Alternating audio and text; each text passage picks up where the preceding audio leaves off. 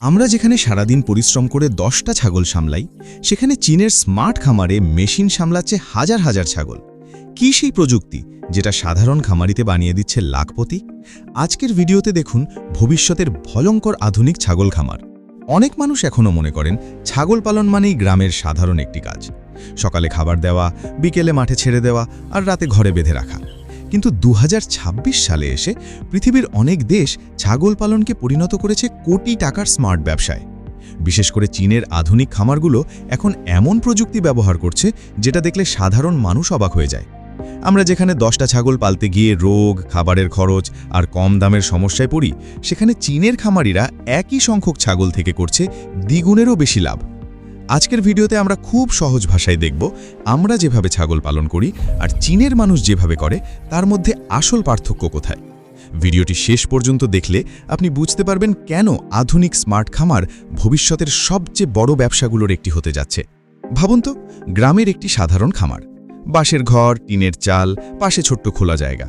সকালে খামারি ঘুম থেকে উঠে হাতে করে ঘাস কাটছে, তারপর এক এক করে ছাগলগুলোকে খাবার দিচ্ছে।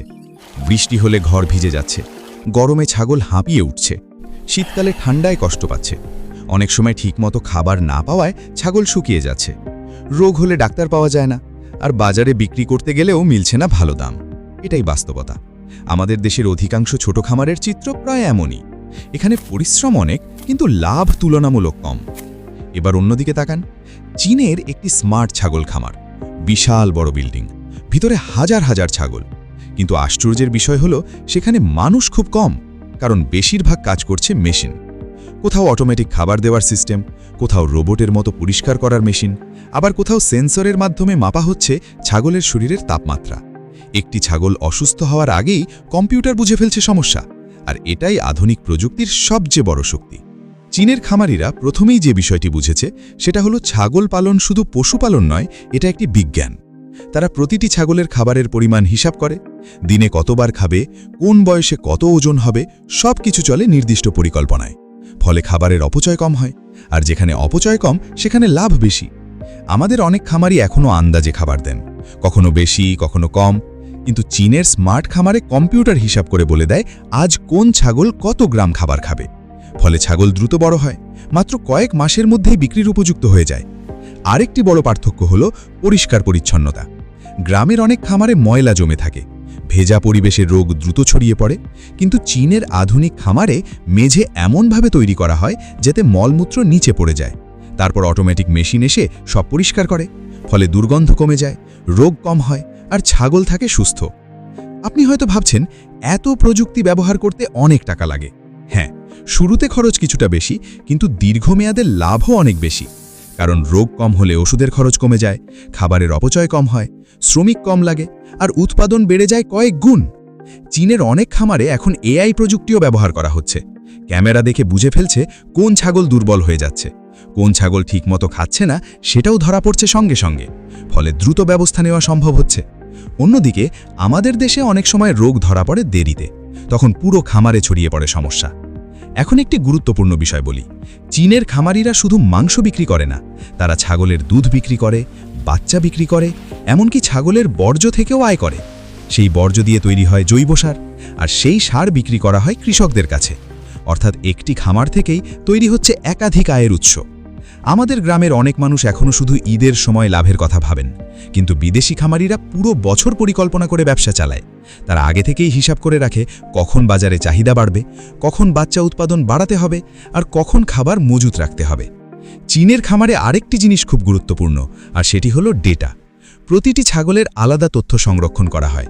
কোন ছাগলের বয়স কত, ওজন কত, কতবার অসুস্থ হয়েছে, সব কিছু জমা থাকে কম্পিউটারে। ফলে ভুল কম হয়, আর পুরো ব্যবসা হয়ে ওঠে আরও নিয়ন্ত্রিত।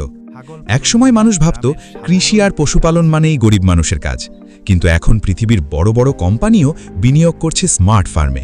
কারণ ভবিষ্যতে খাবারের চাহিদা আরও বাড়বে, আর যারা আধুনিক প্রযুক্তি ব্যবহার করবে তারাই সবচেয়ে বেশি লাভ করবে। একসময় ছাগল পালন মানেই ছিল শুধু অভিজ্ঞতার উপর নির্ভর করা, কিন্তু এখন চীনের অনেক খামারে সিদ্ধান্ত নিচ্ছে কম্পিউটার।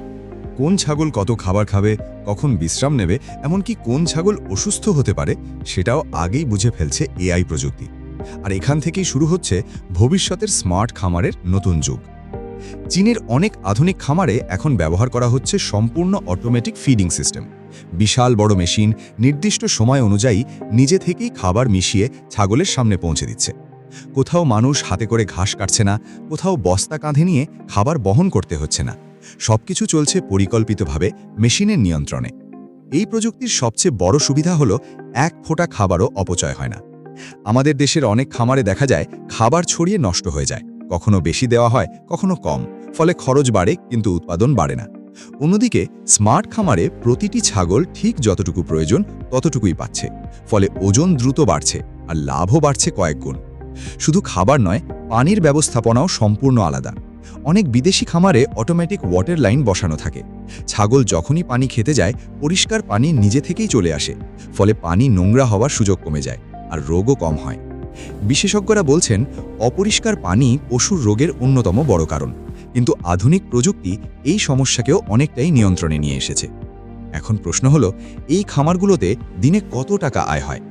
অনেক বড় চীনা খামারে হাজার হাজার ছাগল থাকে, সেখানে শুধু মাংস বিক্রি করেই কোটি কোটি টাকা আয় করা হয় না, বরং দুধ, বাচ্চা, জৈব সার, এমনকি অনলাইন লাইভ সেল থেকেও আয় হয়। হ্যাঁ, ঠিকই শুনেছেন, চীনের অনেক খামার এখন লাইভ ভিডিওর মাধ্যমে ছাগল বিক্রি করছে।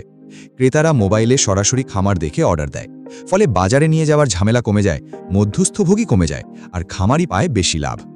2026 সালে এসে কৃষিও ধীরে ধীরে ডিজিটাল ব্যবসায় পরিণত হচ্ছে। চীনের কিছু খামারে এখন স্মার্ট কলার ব্যবহার করা হচ্ছে। এই কলার ছাগলের গলায় লাগানো থাকে।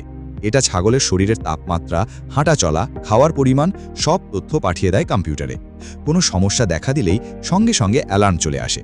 ভাবুন তো, যেখানে আগে রোগ বুঝতে কয়েক দিন লেগে যেত, এখন কয়েক মিনিটেই ধরা পড়ে যাচ্ছে সমস্যা। আর এই কারণেই বিদেশি খামারে মৃত্যুহার অনেক কম। আমাদের দেশের অনেক ছোট খামারই এখনও একটা বড় ভুল করেন। তারা নতুন ছাগল কিনেই পুরনো ছাগলের সাথে একসাথে রেখে দেন। ফলে যদি নতুন ছাগলের শরীরে রোগ থাকে, পুরো খামারে ছড়িয়ে পড়ে। কিন্তু স্মার্ট খামারে নতুন পশুর জন্য আলাদা কোয়ারেন্টাইন সেকশন থাকে। কয়েকদিন পর্যবেক্ষণের পর সুস্থ হলে তবেই অন্যদের সাথে রাখা হয়, ফলে রোগ নিয়ন্ত্রণ সহজ হয়। চীনের আধুনিক খামারে বাতাস নিয়ন্ত্রণও অত্যন্ত গুরুত্বপূর্ণ। বড় বড় এক্সস্ট ফ্যান, কুলিং সিস্টেম আর অটোমেটিক তাপমাত্রা নিয়ন্ত্রণ প্রযুক্তি ব্যবহার করা হয়। কারণ অতিরিক্ত গরমে ছাগল দ্রুত দুর্বল হয়ে পড়ে, খাবার কম খায়, ওজন কমে যায়। তাই সেখানে পুরো পরিবেশকেই এমনভাবে তৈরি করা হয় যাতে ছাগল সবসময় স্বস্তিতে থাকে। অনেক খামারে এখন মিউজিকও ব্যবহার করা হচ্ছে। হালকা শব্দে গান চালানো হয় যাতে পশু শান্ত থাকে। বিশেষজ্ঞদের মতে এতে স্ট্রেস কমে আর পশুর স্বাভাবিক বৃদ্ধি ভালো হয়। এখন হয়তো আপনি ভাবছেন, এই প্রযুক্তিগুলো কি শুধু বড়লোকদের জন্য? না, আসল বিষয় হলো পরিকল্পনা। আজ ছোট খামারেও ধীরে ধীরে অনেক স্মার্ট আইডিয়া ব্যবহার করা সম্ভব, যেমন পরিষ্কার পানির ব্যবস্থা, নিয়মিত টিকা, খাবারের সঠিক হিসাব, আলাদা সেকশন তৈরি আর মোবাইলের মাধ্যমে তথ্য সংরক্ষণ। এই ছোট ছোট পরিবর্তনই ভবিষ্যতে বড় লাভ আনতে পারে। আজকের ভিডিও দেখে আপনার কি মনে হচ্ছে? আমাদের দেশেও কি এমন স্মার্ট খামার সম্ভব? কমেন্টে অবশ্যই জানাবেন। আর কৃষি, খামার আর ভবিষ্যতের আধুনিক প্রযুক্তি নিয়ে এমন ভিডিও দেখতে চাইলে চ্যানেলটি সাবস্ক্রাইব করে পাশে থাকুন। আমি ডিজিটাল কৃষক বাংলা। আবার দেখা হবে নতুন কোনো ভিডিওতে।